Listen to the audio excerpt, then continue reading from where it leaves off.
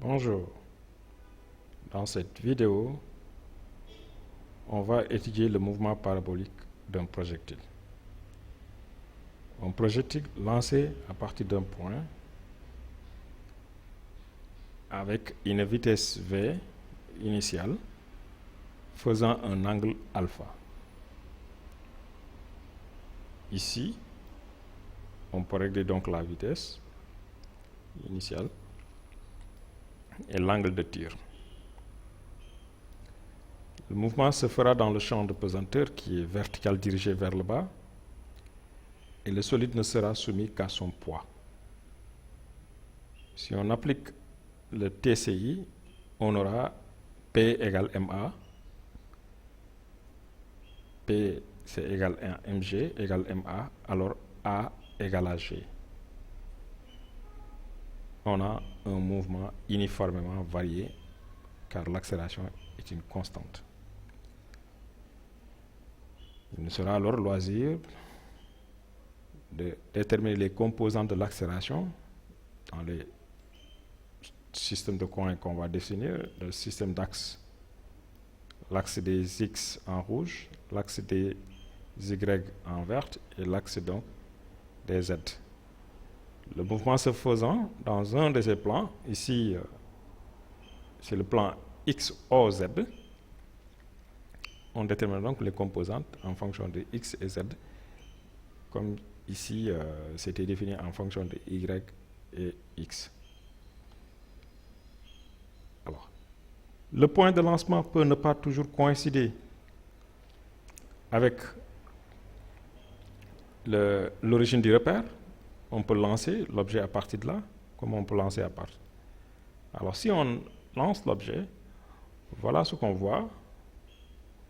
On voit que donc le mouvement, n'est-ce pas, se fait comme ça. Je peux alors tracer donc la trajectoire du solide. Donc, vous voyez la trajectoire du solide. Et le mouvement se fait sur le plan XOZ. D'accord? Mieux, je peux aussi visualiser les composantes verticales et horizontales de la vitesse. Vous voyez ici la composante en X et la composante en Z. La vitesse reste toujours tangente à la trajectoire. Je peux constater que la composante en X reste constante et que la composante en V varie et même change de sens. D'accord? Il arrivera un moment où la vitesse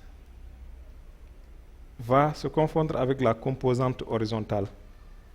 Nous atteignons ce qu'on appelle la flèche. C'est souvent des questions, parmi les questions posées, de déterminer la flèche, c'est-à-dire la hauteur maximale atteinte par le projectile lorsqu'il est lancé à partir du bas et qu'il doit retomber sur le sol aussi, à partir donc du sol et il retombe sur le sol. Donc la distance maximale, la hauteur maximale, c'est ce qu'on appelle donc la flèche. Évidemment, il sera aussi posé la question de chercher la portée, c'est-à-dire la distance entre le point de lancer et le point de chute.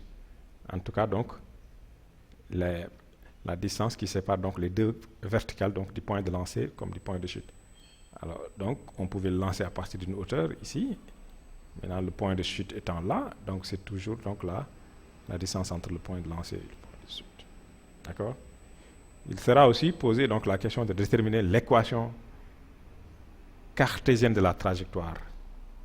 Il sera d'abord établi à partir de l'étude dynamique, donc la détermination des composantes de l'accélération, de la vitesse en fonction du temps et des coordonnées horaires de la position. Puis de trouver une relation indépendante du temps entre Z et X ou bien entre Y et X qui va donner l'équation horaire. Ici, vous avez alors une illustration donc du mouvement parabolique d'un solide dans le champ de pesanteur. Illustration présentée par Leideck et par Micheli. Merci.